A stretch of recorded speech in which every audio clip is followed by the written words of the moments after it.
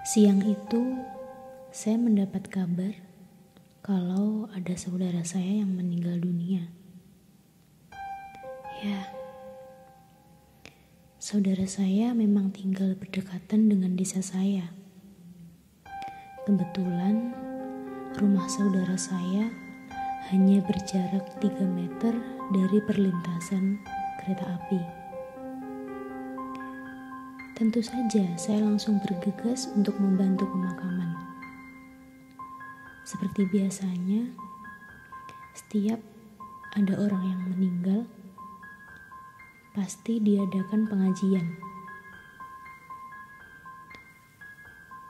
Malam itu, saya mewakili bapak saya yang sibuk bekerja seharian. Dan pastinya akan sangat lelah jika malam hari harus ikut pengajian. Pengajian biasanya dimulai sekitar pukul 8 malam. Dan saya pun turut membantu persiapannya. Terkadang saya juga harus pulang larut malam. Tapi saya tidak bisa menginap karena saya harus kuliah besok. Hingga pada suatu malam, jam sudah menunjukkan hampir pukul 12 malam. Saya keasyikan ngobrol dengan saudara-saudara saya yang berkumpul di sana. Tadinya, saya ingin pulang agak sore. Hanya karena gak enak hati dengan saudara-saudara saya memutuskan untuk tinggal sejenak.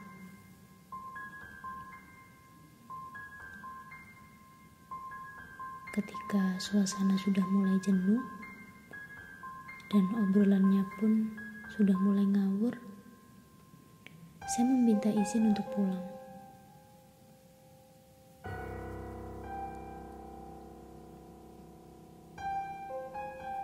Perjalanan pulang, saya bisa melewati jalan di kampung dengan berjalan kaki sekitar 1 jam.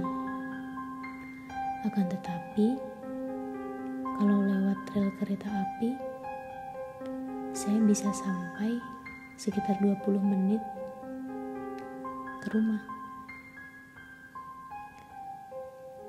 Karena saya udah capek, rasanya ingin cepat pulang, mata pun sudah berat, saya memutuskan untuk lewat rel tersebut, menyusuri sepanjang rel kereta api.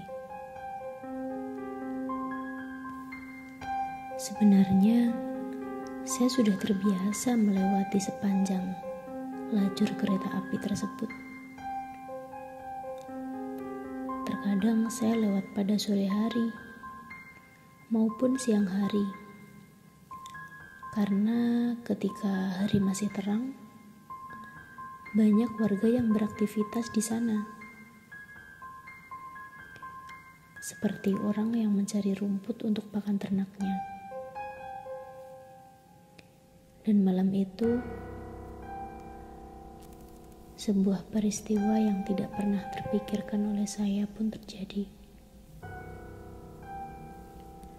Malam itu begitu sepi, tidak seperti biasanya. Mungkin karena hari sudah larut,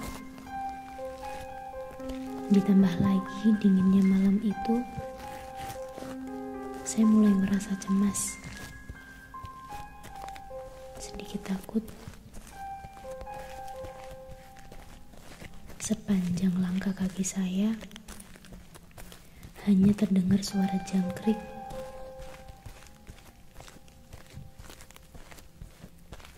Tidak ada suara apapun.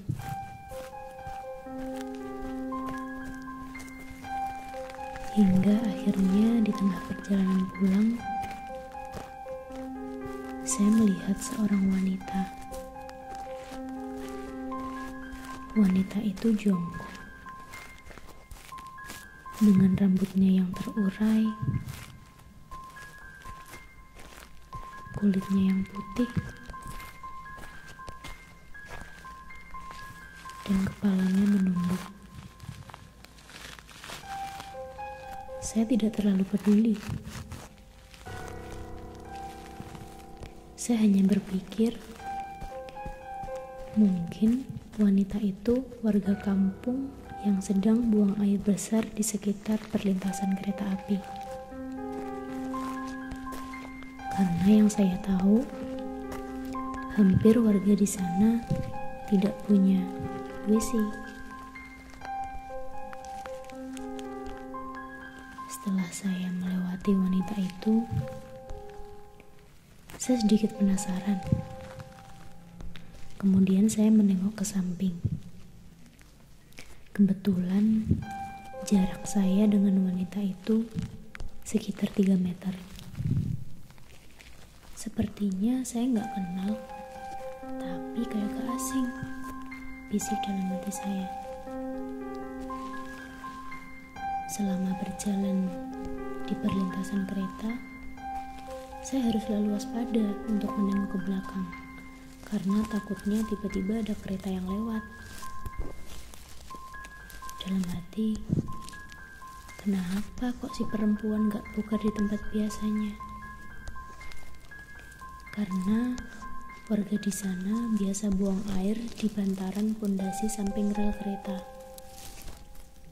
Pernah suatu ketika, sore hari saya berjalan di rel kereta tersebut,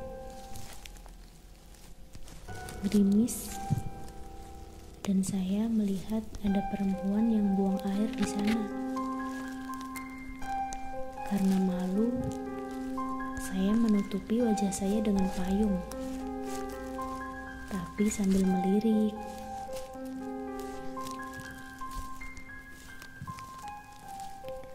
Ketika saya menengok, wanita tersebut masih dalam posisi yang sama, jongkok dan sedikit mengangkat badannya. Kemudian saya melihat dengan pandangan yang tajam.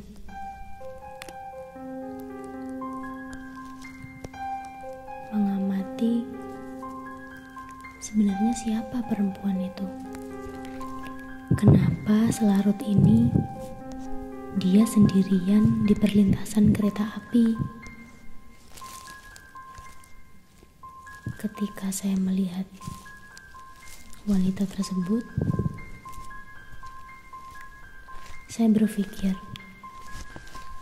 baju itu sepertinya saya pernah melihat sebelumnya. Tapi di mana?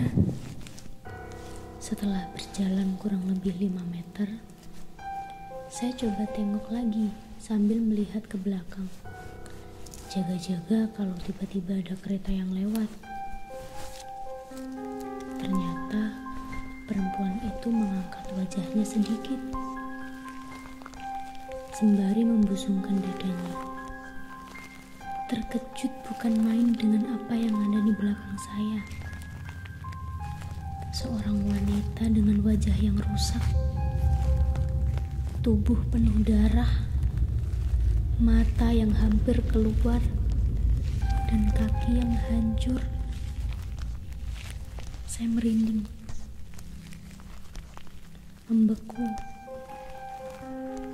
Seketika badan saya seperti tidak ada tulangnya. Jantung saya mau copot, lemas, dan berat untuk melangkah apalagi berlari. Saya mematung di sana dengan sisa tenaga yang saya miliki, dan tadinya mata yang berat banget karena ngantuk jadi melotot kayak ikan koki.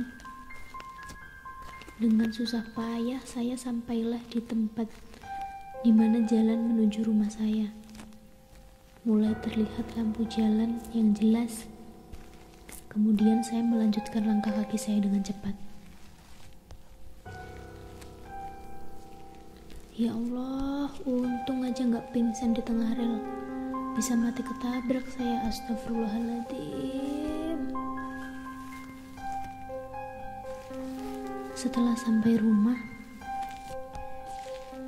tetap saja Masih kejadian itu yang sangat teringat jelas di pikiran. Pikiran saya masih kacau, gak habis pikir. Apa yang saya lihat tadi?